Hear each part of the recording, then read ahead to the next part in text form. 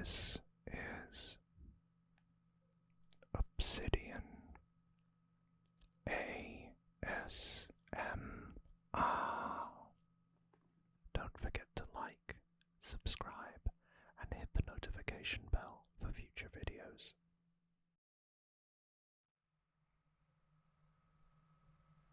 Well, hello there, and welcome back to what should have been Thursday's ASMR video. Now, my big apologies for not uploading yesterday. For those of you that may or may not have seen the community post I put up. Thank you, YouTube, for allowing me to do so. Now that I'm at 500 subscribers and above. But whilst making these videos for you, I've been redecorating a room in my house and basically turning it into a bespoke office setup. And maybe I can talk you through that at one point. If you'd like to see that, comment below. And if there's a demand for it, I'll do it. Long story short, through the process of changing the wires and moving everything, I basically had a bit of trouble with my camera, which for a show and tell video like this would be quite difficult to show and tell you what I've got. So, fear not. I've spent the day sorting the problem out and embarrassing myself in the process. But here we are. Yay! I've got my new light working, so you can see me in 1400 lumens. And we're ready to start the new chapter of Obsidian ASMR together. I will be making little upgrades here and there, but without further ado, let's get started. So the first game I've got today is the Lord of the Rings, the Fellowship of the Ring. There's that pesky camera. You see it? Now this, I do not remember much about, other than trying to get out of the Shire, and yeah, not getting far. It was something that I was encouraged to look into as a child, because The Lord of the Rings was written by J.R.R. Tolkien, who happened to be a resident of the West Midlands, or in the area around where I live. So he was a bit of a famous character, to say the least, and a lot of the scenery around here and the countryside inspired the setting within those books. Mordor, Middle-earth, West Midlands, get it?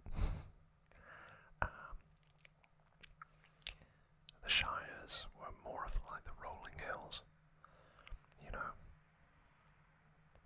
It's, I'm sure you can go and read accounts and information from people that know far more about the lore and the backstory to Lord of the Rings than I do. I like it, but I'm not fanatical. So, as it says on the back, the Dark Lord has has risen. A fellowship is formed. Now the future of Middle-earth lies in your hands.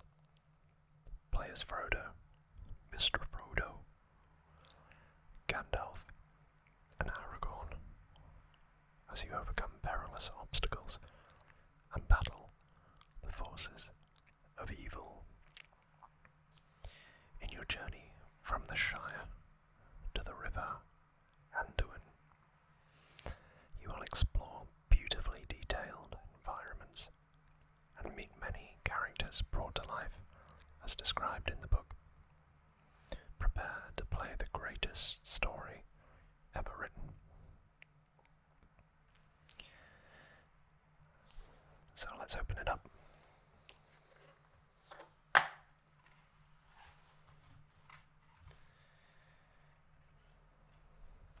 Did you know that when they actually launched the Xbox, Dwayne Johnson, or The Rock, was there to launch it, to make it cool? And I guess he did.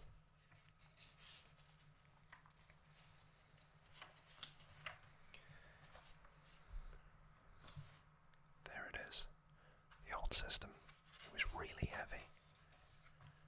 I don't know whether any of you had one, but compared to the PlayStation 2, it was really, really heavy. If you see there, got Frodo, Aragorn, and Gandalf, but they don't really look much like the Peter Jackson, forgive me, film character correspondence is what I'm trying to say. As you can probably tell by now, I was quite young at the time, and I just didn't get very far through it, I'm going to be honest. I remember it being quite whimsical, especially in the Shire, but yeah, it didn't grip me as a kid. These guys were a bit scary, so didn't play that one much. I'd probably give it a, what should we say, a 4. Yeah, let's say 4 out of 10.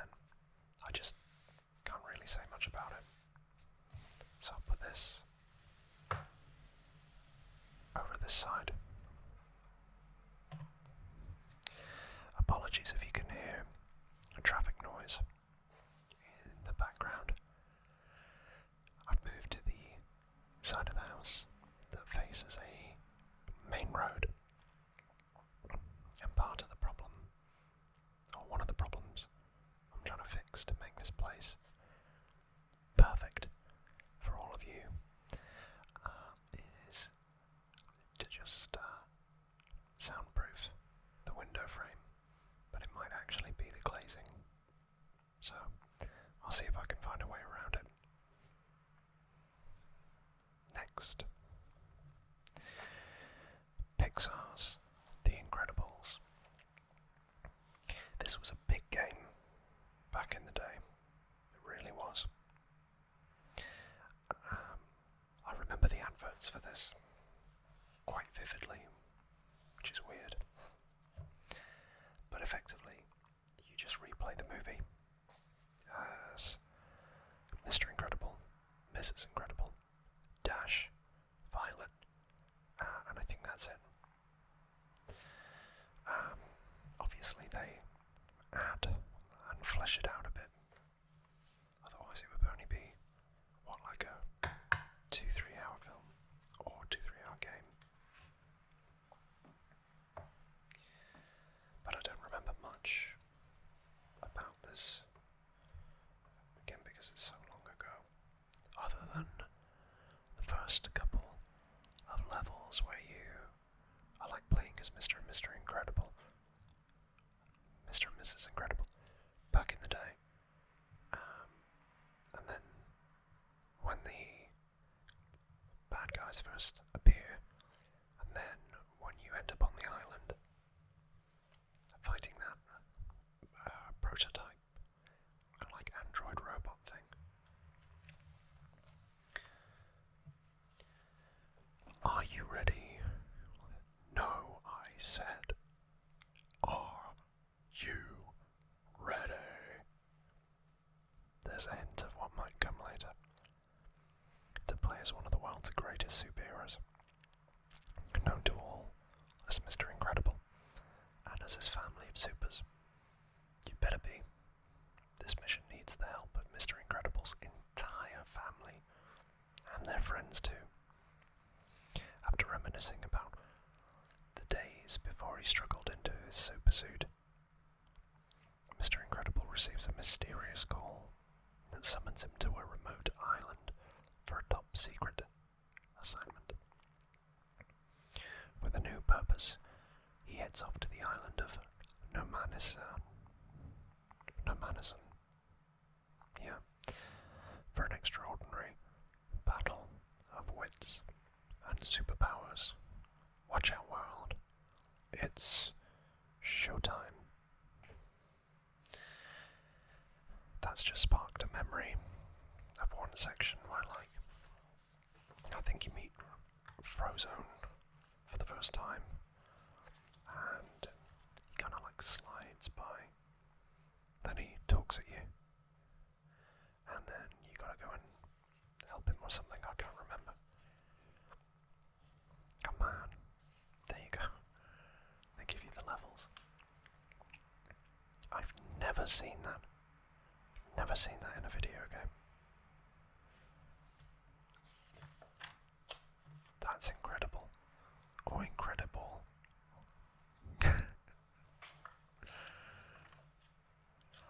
I think the level I'm talking about is Bank Heist, where he turns up. Then I'm pretty sure I did Skyline Stretch, Buddy Pine and Bon Voyage, and then Apartment Inferno, and Late for School. I think the one I got to was Beach Landing, or maybe Nomanison Island. But it was so long ago, this. I mean, this was released in 2004, so a literal lifetime ago. But I had fond memories of it, so I'll probably give it a 6 out of 10.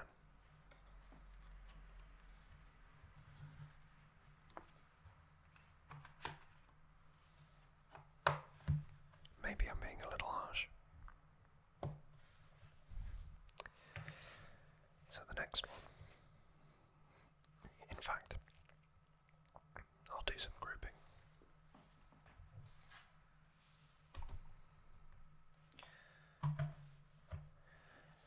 So I got this, and whilst it may look like a sequel to the other game I showed you, it's different. This is an official product of the movie trilogy, whereas the other one was officially licensed for the books. Pretty same with this. I was a kid. It was difficult. I probably should have persisted with it, but I didn't. I got through a couple of the levels and then just lost interest. So I would probably say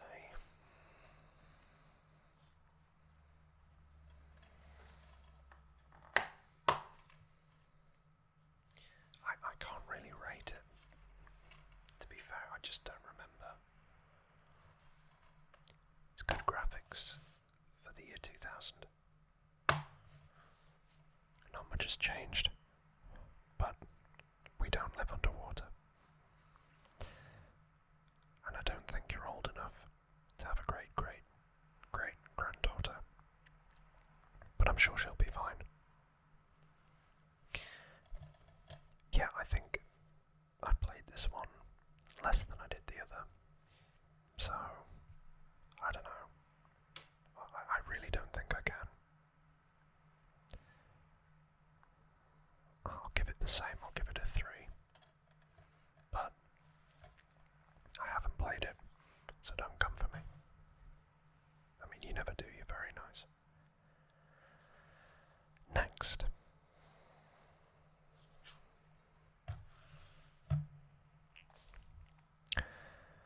Sphinx and the Cursed Mummy.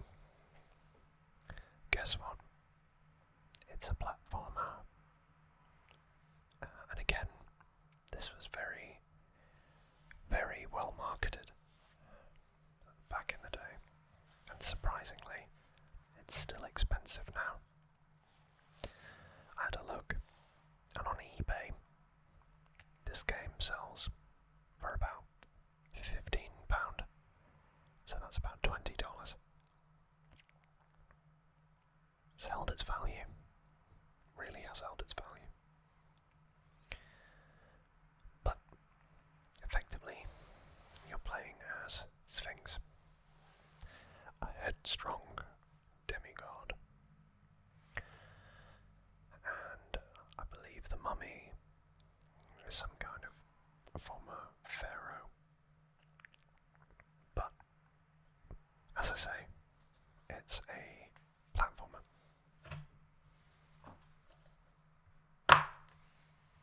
Sorry, that was a bit loud.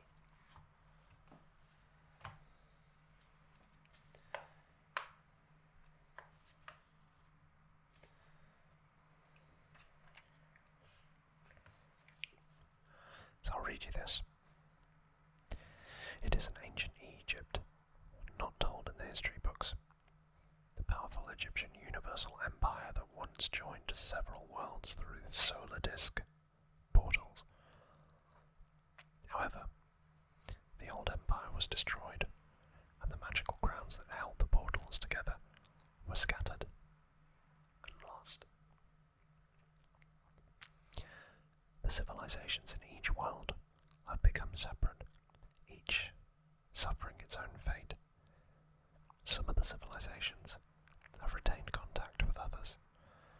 Some have lost contact completely and have lost all memory of their former allies. The legend says that two forces are trying to recover the old empire and all of its crowns. One is Osiris, who is a positive force. The other is the Dark Set, whose intentions are believed to be destructive.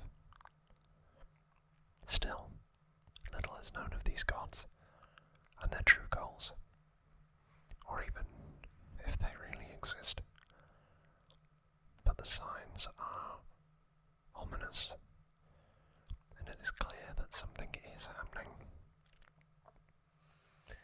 News, and disturbing news, is spreading about normally peaceful villages at war, plagues of monsters overrunning the once peaceful countryside.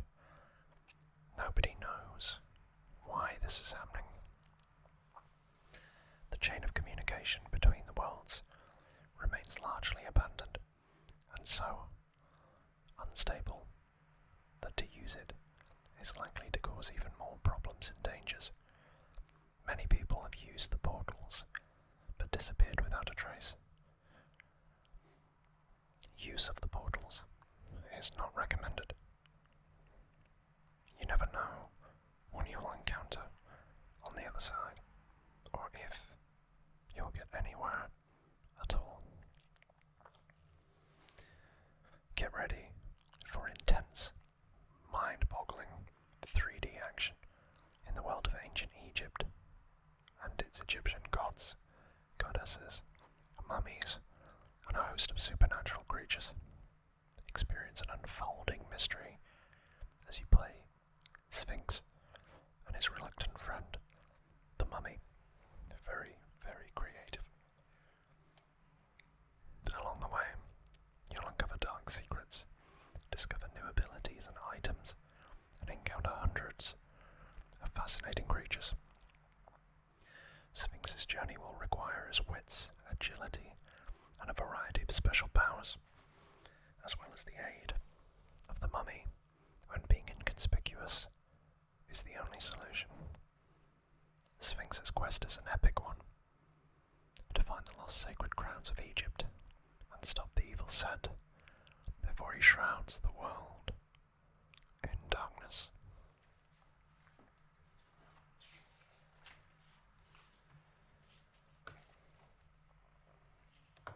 It must be good. And you have all these places, like the Uruk Islands, Uruk Canyon, Anubis Tower, Cursed Palace, Heliopolis Point, South Beach, Lost Temple, Bedouin Outpost, and Sunshine Island.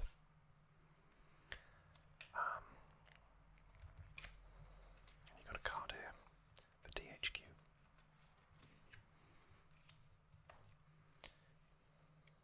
Yeah.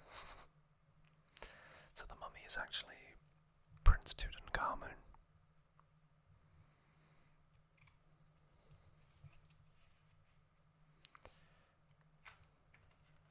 I remember it being quite cool, but again, I didn't get to the end.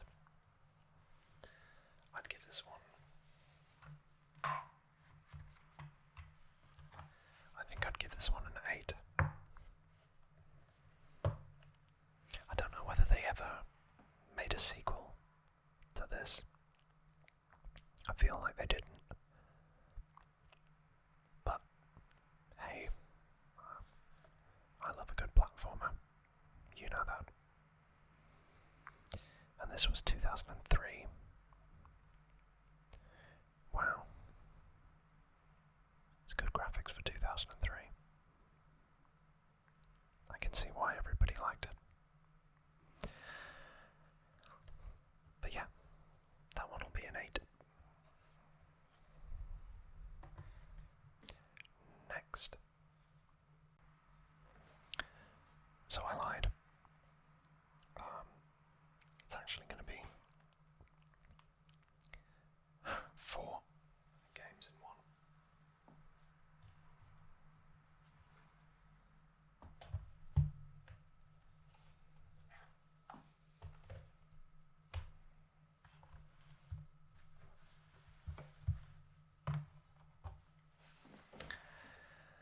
So this was back before Call of Duty was a thing. And this series is actually I think, the other game that battled with Medal of Honor at the time. And it was quite well advanced in the sense that, you know, the AI was good. You could use tanks. There were different archetypes with heavy weapons specialists, snipers, combat engineers. I played this one in Desert Storm 2 a lot.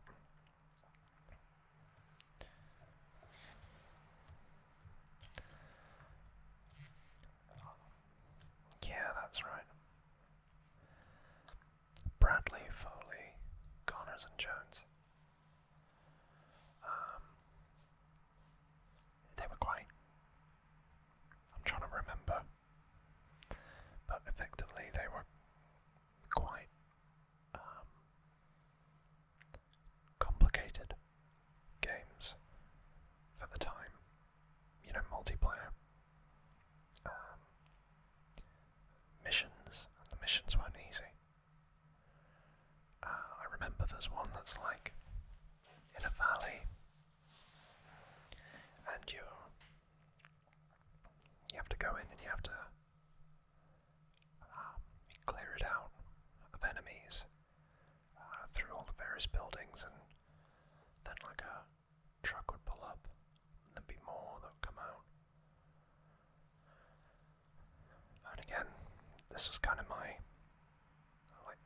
earliest introductions to first-person shooters, or third-person shooters, I should say. I remember them being quite clunky, but they were good games. You know, I think there was one that I didn't get.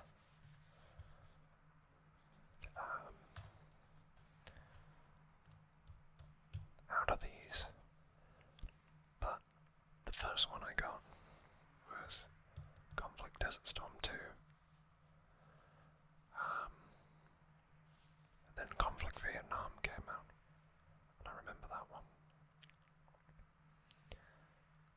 Went back and got Desert Storm for quite cheap, and then ended up with Global Storm, I think it's called.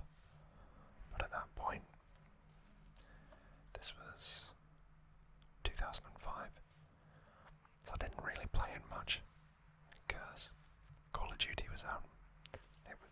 I think by that point, Call of Duty 2 was out, and that was much better. And I'd moved on to other games.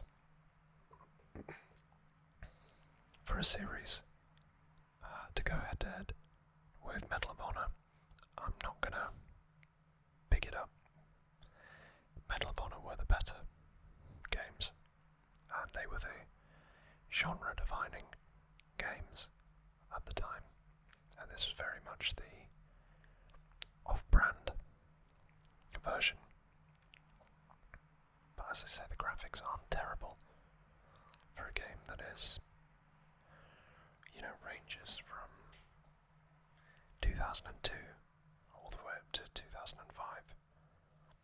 So they released one of these a year, which is quite crazy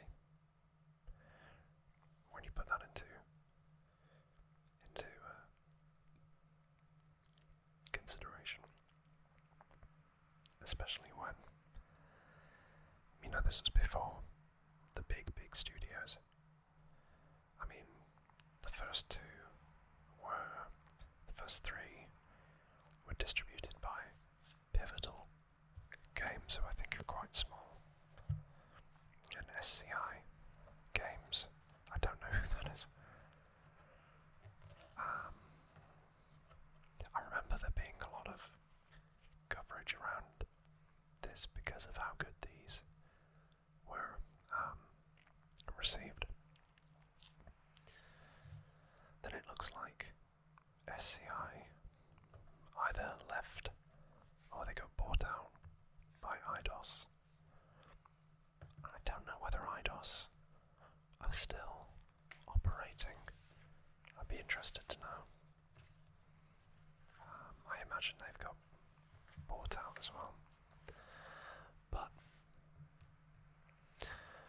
But for where we're at with these, I loved them, and it firmly established that I liked quite a lot of people,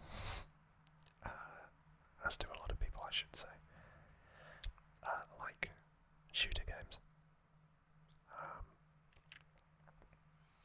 So I think I would give Conflict Desert Storm 1 and 2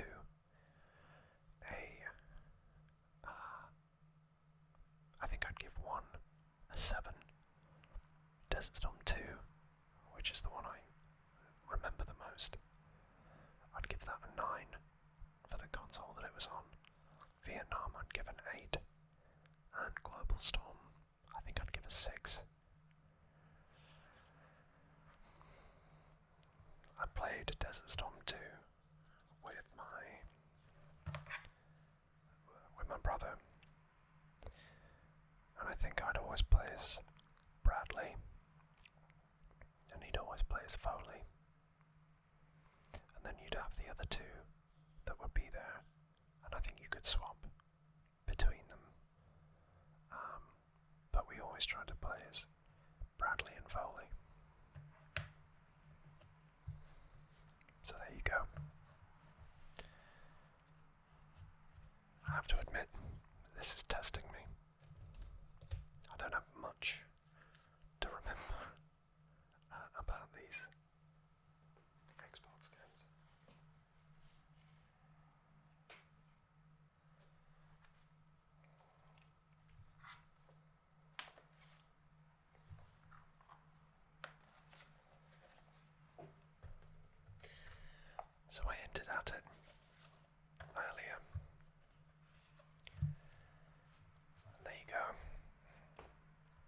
wrestling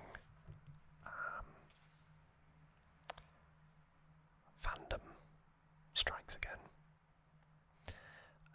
with WWE Raw and Raw 2. So at the time, after what we saw last time with SmackDown and SmackDown 2, Know Your Role, the SmackDown games were effectively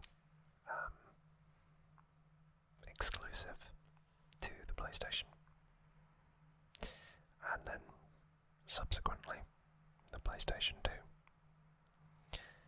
However, that didn't stop them using the Raw brand on the Xbox. But weirdly, it didn't do very well. There were only 2 of them. These are it. Even though it was effectively a clone of what happened on the PlayStation 2 games. Near enough. The gameplay was very, very similar.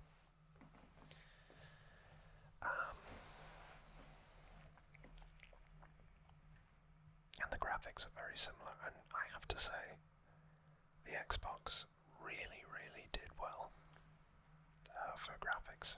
I think people underestimate how good the controller was awful. It was so big. But the graphics on the PlayStation 2 did well and they lasted longer. But at its peak, the Xbox looked really good.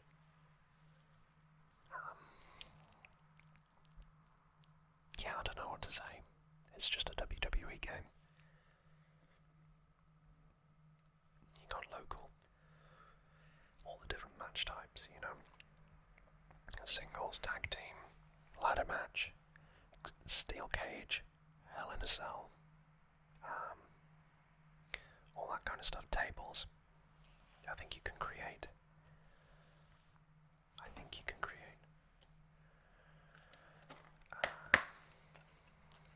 your own players or characters. I'd be surprised if they didn't. Yeah, you can.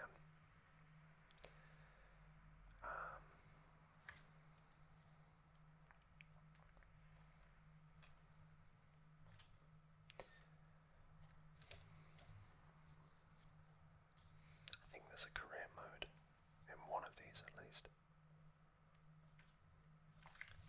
The European Championship was always my favourite. Create a superstar.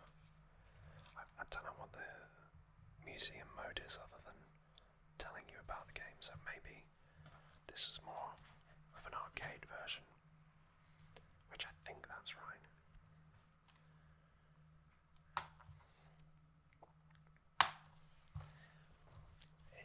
This was something that you could do that I don't think you could do on the PlayStation, which was assault opponents on the way to the ring. So that was a bit cool. And then when I first... Sorry, I keep doing that. Then when I first started getting into wrestling, the game that was being heavily marketed was Raw 2. I think I'd give Raw 1 like a 6. But this was the one that they were really pushing at the time. I remember Goldberg's first run. The storyline that had got me into wrestling as a kid was Shawn Michaels versus Triple H at SummerSlam 2002.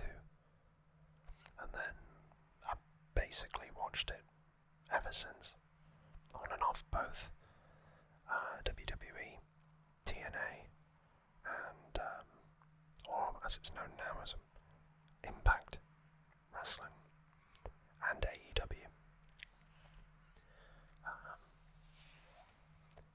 Maybe not for some people, but for me,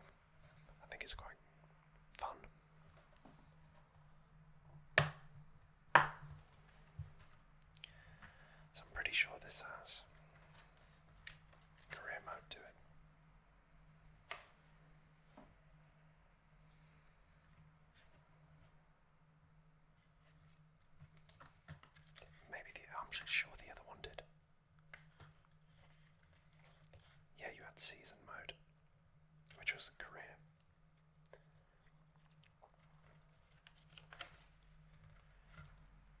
And the Royal Rumble was always my favourite thing to do. Always, always, always.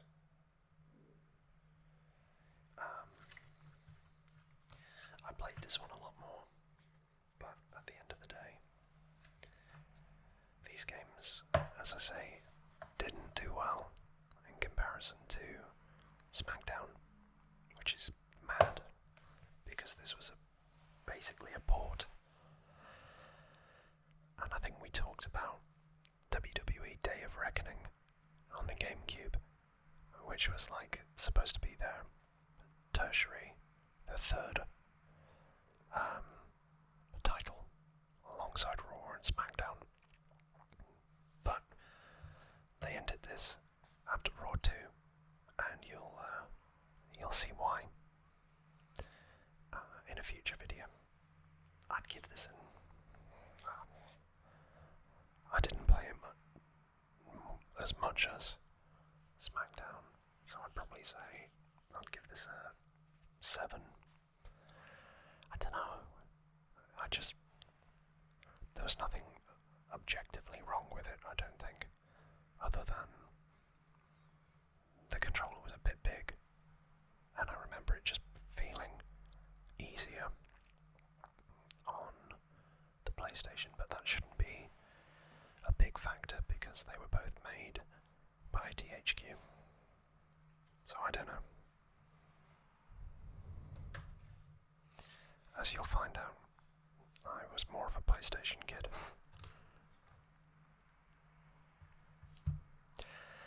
Next, Dead or Alive 3. So, last time we talked about Tekken on the PlayStation. Dead or Alive 3. I question where was Dead or Alive 1 or 2, because it wasn't on this, I don't think. It's just the Xbox's version of Tekken. It's fine. As I said before, I got Dead or Alive 4 for the 360. It's fine. I didn't play it loads, but it was good, it was fun. I never did the campaign. It was more just playing around with mates, as you do when you're young, kind of aimlessly, listlessly. So I'd give it a 6. And then we get to the 3 that I vividly remember. The first one being, yes, I want them to remaster it too. And that is one of my copies of the Simpsons Hit and Run. So again, I was young at the time, and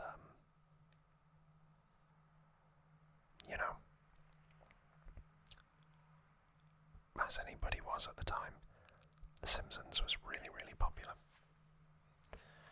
And it was very funny as well. Worst video game ever.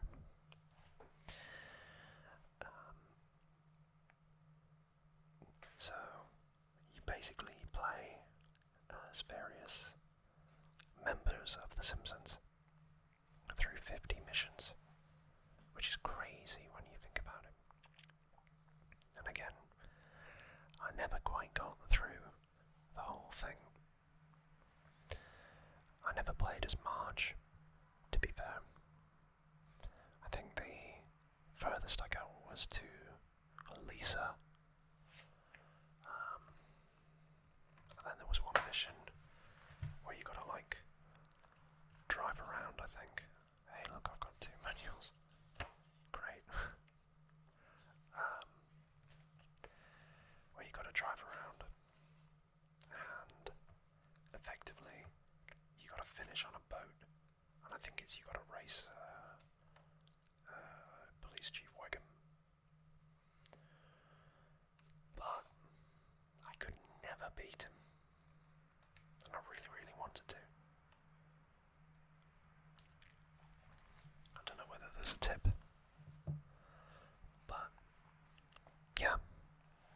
was really fun. It was really full of the charm that The Simpsons has. And, you know, I'm a big fan of The Simpsons and Futurama. More so Futurama these days. But absolutely brimming with character, with laughs. A loving recreation of Springfield, even if they've taken some artistic license with it. One of the other games I had that I played as more, maybe less, was the Simpsons Road Rage. But I can't find the copy. It's tucked away in some cupboard. But I'd give this a 9 out of 10, which I think is the highest rating so far. Brilliant game. Very, very much loved it. And I do wish they would make a remake.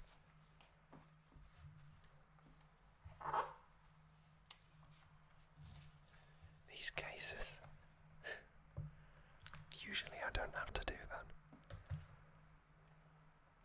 Okay, penultimate one. Splinter Cell. What more can I say? The stealth game that defined a generation. As you play as Sam Fisher. Oh, this was good. I had a friend who was really, really good at this. She was, like, phenomenal. And I tried to replicate it. I didn't always succeed. But the storyline was really good, from what I can remember. And when you're very good at it, you make it look easy. It's like Ghost of Tsushima or Assassin's Creed with the new Mirage, you know. There's a lot of stealth elements to it, going back to kind of like the original games. But this is really, you know, this is Metal Gear Solid. This was top tier.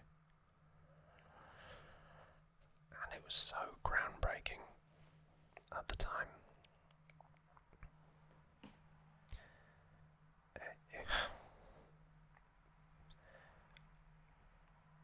Yeah, he's voiced by Michael Ironside.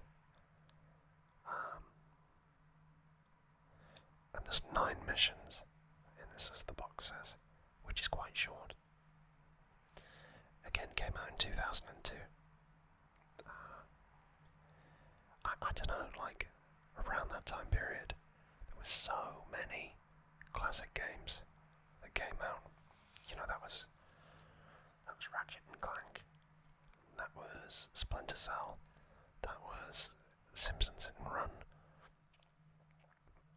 That was a really good year for video games.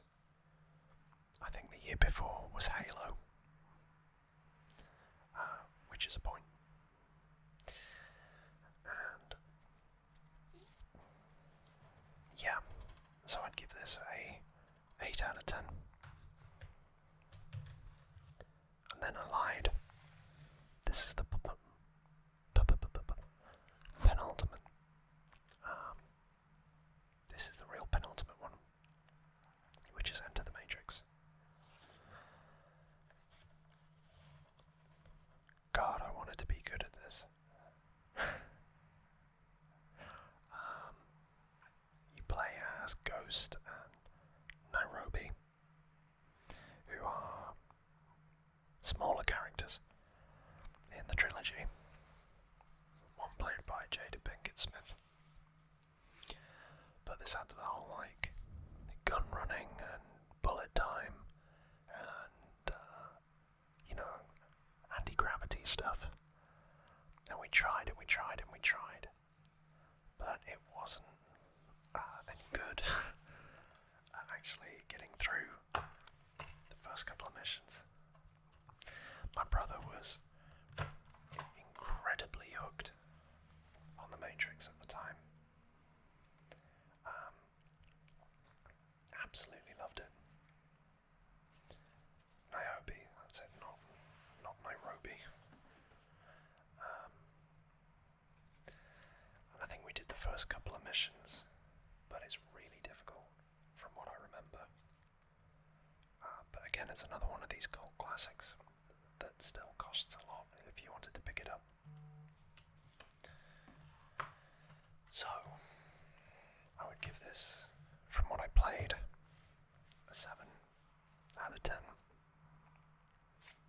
And that leaves us with the last two. Take a guess. What do you think it is?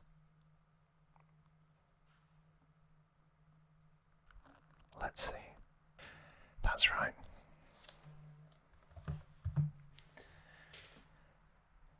These are the games that I spent ages playing through. So long.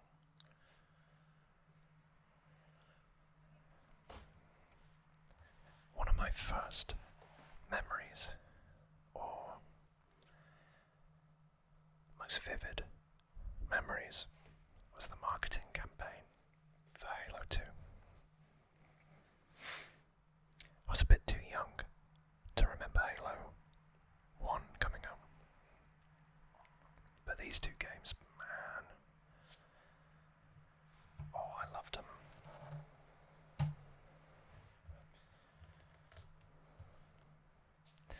I don't know what to say.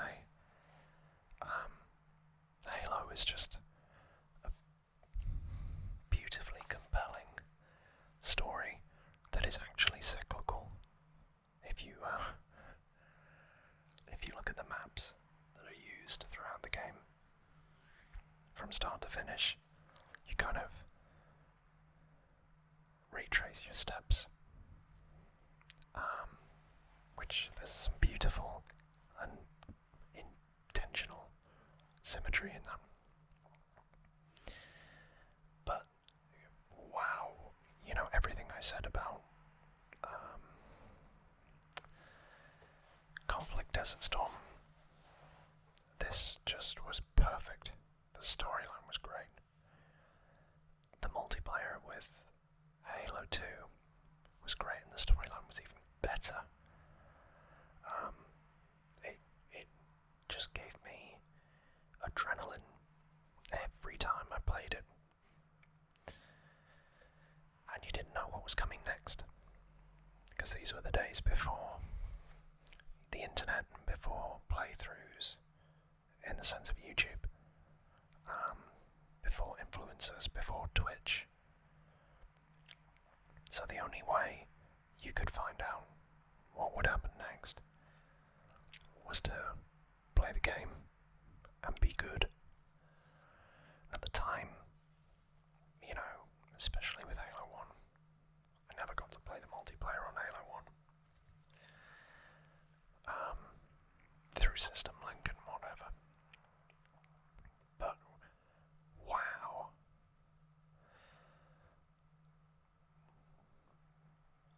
This is what I wish that the series could go back to. This and Halo 3 and Reach, I guess. But more so the first three. I love Reach. I love the story of Reach. But it feels like a halfway house between Halo 1, 2 and 3, and then Halo 4, Halo 5 Guardians, and then Halo Infinite. You know, it started adding all the power-ups and all that kind of stuff. I'd still love it because it didn't take it too far.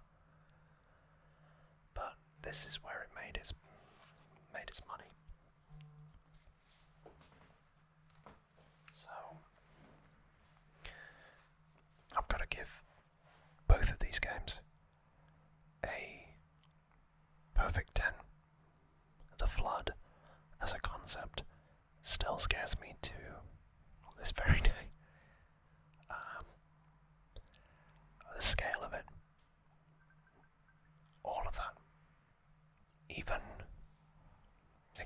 because of Sergeant Johnson, having to go and save Commander Keyes, and then obviously his daughter, Tartarus, the heretic, the Arbiter. I love the Arbiter. The whole thing. Guilty Spark. The whole thing is just amazingly done. And just the perfect blend of sci-fi, action, horror. I love it. I really wish they'd done the film back in 2008 when they originally intended to. If you haven't, you should go see some of the quote-unquote trailers that were released at the time. Apparently, Spielberg was thinking about it, but then never did it until very, very recently, which I think is now on Paramount Plus. But if they did this right, oh god, I would be there for it every time. And I think the weird thing about this is it resonated with a whole generation, and I mean a whole generation. And people talk about, what young people, young women, young men should and shouldn't be into, and without going too much into politics, I think you'd be hard-pressed to find somebody of a certain age who didn't play Halo, didn't enjoy it, at least at the time.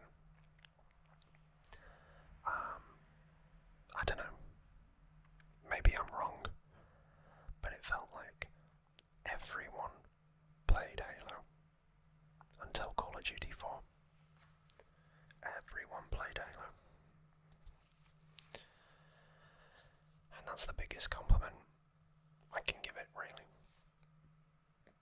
It was a generational game that crossed console generations. And that, along with the perfect tens, there just had to be one more. It's the slave. That, I'm afraid, is all we've got time for today. So if you enjoyed it, don't forget to give it a like. Hope you enjoy the more neutral lighting. I know it's lost that warmth. Ironically, I could get that back if you like it. I hope the new setup has been good. You've enjoyed the sounds and the tingles, and the traffic hasn't been too disturbing. And otherwise, I will see you all again on Sunday.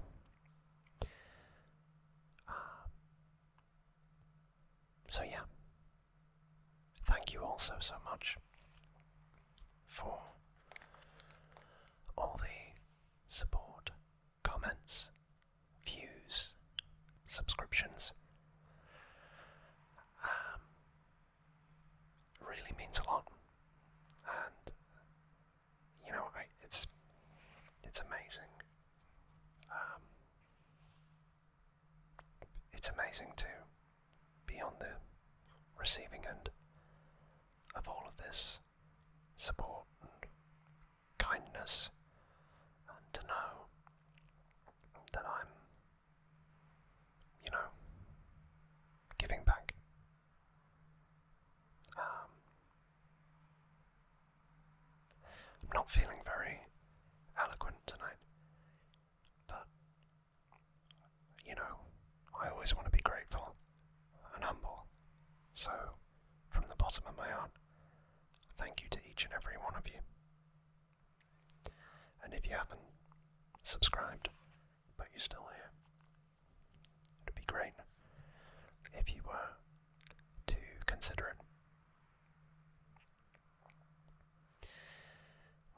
said, all that's left is for me to say, as always, take care of yourselves and each other. Goodbye for now, everyone.